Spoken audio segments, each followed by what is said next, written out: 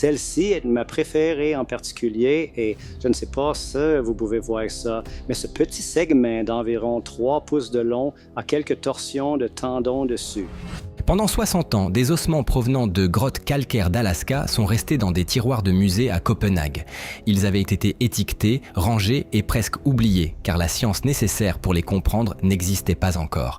Puis l'ADN ancien a tout changé. À l'intérieur de ces fragments se trouvait la preuve de l'existence de populations ayant vécu près des confins de la Béringie il y a environ 14 000 ans, dans un monde de glace, de toundra, de mammouths et de littoraux aujourd'hui disparus. Ce que ces ossements ont révélé a remis en cause le récit simplifié que de nombreux manuels ont répété pendant des décennies. Pendant des années, l'histoire des premiers peuplements des Amériques était présentée comme un mouvement unique et linéaire, un seul groupe, une seule route, une seule migration de la Sibérie vers le Nouveau Monde. Mais la découverte en Alaska a révélé quelque chose de plus profond et de plus étrange. Un monde glaciaire où des groupes humains ont vécu, se sont séparés, ont disparu et ont laissé des traces génétiques que personne ne s'attendait à retrouver.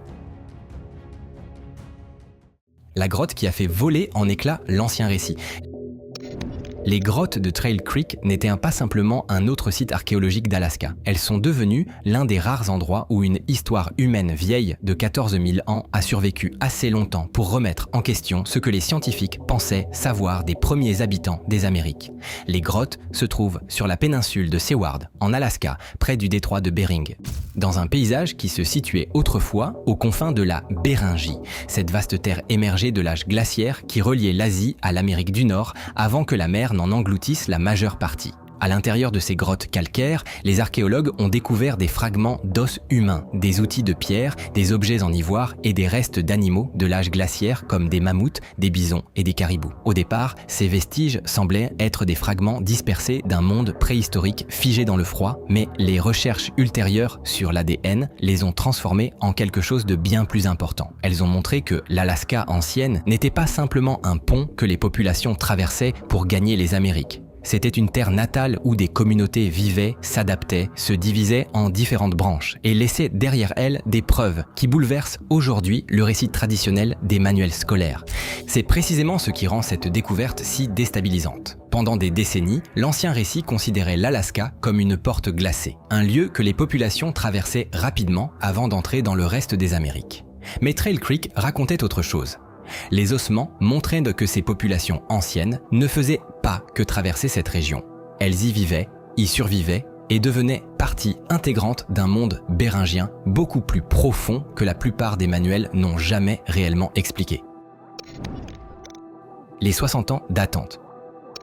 Le plus étonnant, c'est que cette découverte n'a pas commencé dans un laboratoire moderne. Elle a débuté à la fin des années 1940, lorsque l'archéologue danois Helge Larsen a fouillé les grottes de Trail Creek et mis au jour des restes humains accompagnés d'objets en pierre et en ivoire. Les ossements ont été soigneusement emballés, expédiés à Copenhague et placés dans les réserves d'un musée où ils ont attendu pendant des décennies avant que la science ne soit suffisamment avancée pour comprendre ce qu'ils renfermaient. Pendant des années, ces os sont restés presque silencieux. Les chercheurs pouvaient les mesurer, les décrire et tenter des datations limitées, mais ils ne pouvaient pas lire l'histoire plus profonde enfermée dans leurs cellules. L'ADN ancien n'était pas encore une méthode pratique, et l'idée qu'un petit fragment d'os puisse révéler l'histoire démographique de 2 continents paraissait impossible. Voilà pourquoi cette attente de 60 ans est si importante.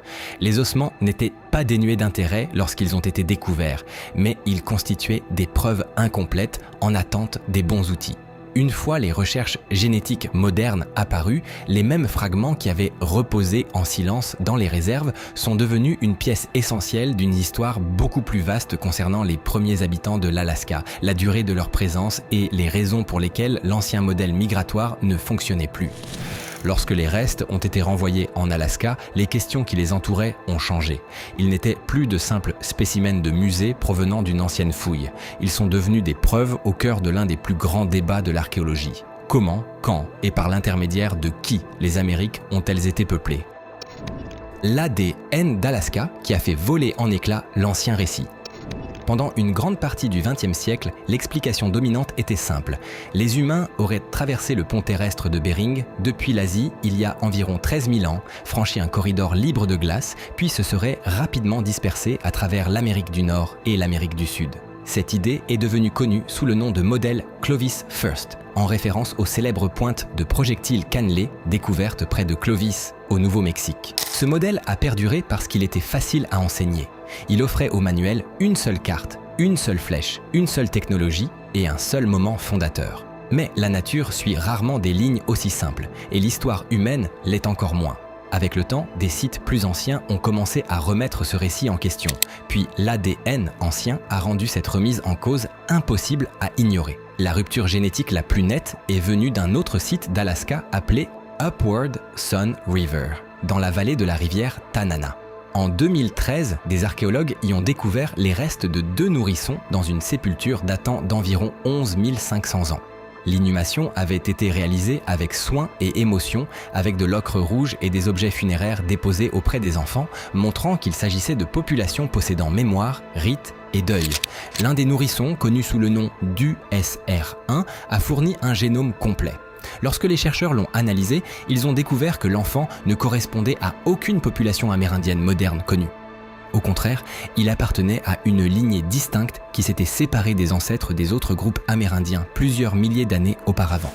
Les chercheurs ont nommé cette lignée les anciens Béringiens. Ils n'étaient pas simplement des voyageurs traversant l'Alaska pour rejoindre le sud. Ils constituaient une branche distincte de la population fondatrice, des populations qui sont restées en Alaska et en Béringie pendant que des groupes apparentés pénétraient plus profondément dans les Amériques. Leur existence signifiait que l'ancien récit n'était pas une ligne droite, mais un arbre ramifié dont certaines branches humaines avaient disparu. Lorsque les restes de Trail Creek ont été étudiés aux côtés d'autres génomes anciens d'Alaska, ils ont contribué à renforcer cette nouvelle vision. L'Alaska de l'âge glaciaire n'était pas simplement un corridor, c'était une région peuplée, dotée d'une histoire profonde, d'une structure interne et de groupes humains qui y avaient vécu suffisamment longtemps pour devenir génétiquement distincts. Cela renforce l'hypothèse du refuge béringien selon laquelle les ancêtres des peuples amérindiens seraient restés en Béringie pendant des milliers d'années avant que certains groupes ne migrent vers le sud. Ils ne traversaient pas en toute hâte un pont terrestre vide lors d'une seule migration soudaine. Ils survivaient, s'adaptaient, élevaient leurs enfants, enterraient leurs morts et construisaient leur existence dans un monde nordique aujourd'hui en grande partie englouti sous les eaux. Des lignées fantômes et des chronologies brisées. C'est ce qui rend la découverte alaskienne vieille de 14 000 ans si puissante. Ces ossements n'ajoutent pas simplement une nouvelle date à la chronologie. Ils révèlent un monde humain entièrement absent de l'ancien modèle. Un paysage démographique septentrional composé de branches, de cousins, de séparations et de disparitions dissimulées dans l'ADN ancien. L'histoire est devenue encore plus étrange lorsque les généticiens ont détecté un autre signal inattendu, cette fois en Amérique du Sud. Certaines populations autochtones d'Amazonie possèdent une faible composante génétique lointainement apparentée aux populations australasiennes, notamment aux peuples autochtones d'Australie, de Nouvelle-Guinée et des îles Andaman. Les chercheurs ont appelé cette source mystérieuse la population Ik. Ce signal n'apparaît pas de manière uniforme chez les populations amérindiennes et ne s'intègre pas facilement à l'ancien modèle migratoire. Il suggère que le peuplement des Amériques pourrait avoir impliqué des populations fantômes, des groupes ayant contribué au patrimoine génétique de certaines communautés avant de disparaître en tant que peuple distinct. Ils n'ont laissé aucun descendant clairement identifiable, seulement de faibles traces génétiques au sein de populations ultérieures.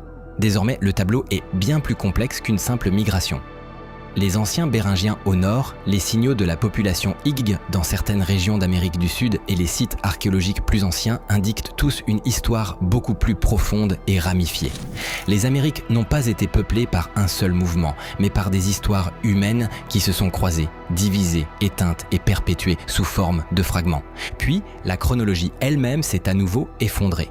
En 2021, des chercheurs ont publié des preuves de traces de pas humaines à White Sands, au Nouveau-Mexique, datant d'environ 21 000 à 23 000 ans. Il ne s'agissait pas d'outils de pierre pouvant être interprétés comme des formations naturelles. Il s'agissait d'empreintes humaines imprimées dans d'anciens sédiments lacustres. Ces datations ont été contestées parce que les premiers tests reposaient sur des graines de plantes aquatiques qui peuvent parfois sembler plus anciennes qu'elles ne le sont réellement. Mais des travaux ultérieurs, utilisant d'autres méthodes de datation, ont renforcé l'idée que ces empreintes sont extrêmement anciennes. Si ces dates se confirment, des populations humaines se trouvaient déjà profondément à l'intérieur de l'Amérique du Nord plusieurs milliers d'années avant ce qu'autorisait l'ancien modèle. Cela soulève des questions auxquelles la recherche ne peut toujours pas répondre complètement. Qui a laissé ces empreintes? Étaient-elles liées aux anciens Béringiens ou appartenaient-elles à un groupe plus ancien ayant laissé peu de traces génétiques? La réponse demeure incertaine, mais la question elle-même montre à quel point le récit s'est éloigné de l'ancienne version des manuels scolaires. Une patrie engloutie qui continue de parler. L'une des raisons pour lesquelles ce mystère reste difficile à résoudre est que le paysage le plus important se trouve aujourd'hui sous l'eau. Une grande partie de la Béringie, y compris ses anciens littoraux, ses campements, ses terrains de chasse et d'éventuels lieux de sépulture, repose désormais sous la mer de Bering. La terre où les populations ont peut-être séjourné pendant des milliers d'années n'est pas simplement éloignée, elle est engloutie. Cela signifie que les archéologues travaillent à partir des marges. Des sites comme les grottes de Trail Creek sont précieux parce qu'ils ont survécu au-dessus du niveau de la mer, alors que la majorité des preuves a été recouverte par la montée des eaux après l'âge glaciaire. Les éléments les plus riches du récit ont peut-être disparu. Villages, foyers, dépôts d'outils et tombes enfouies sous des eaux froides et agitées. La mer de Bering est également l'un des endroits les plus difficiles au monde pour l'archéologie sous-marine. Les tempêtes, la glace de mer, la faible visibilité et les sédiments en mouvement rendent les explorations dangereuses et coûteuses. Même si les chercheurs savaient exactement où chercher, la récupération des vestiges serait extrêmement difficile. Les prochaines découvertes ne viendront donc peut-être pas d'expéditions spectaculaires.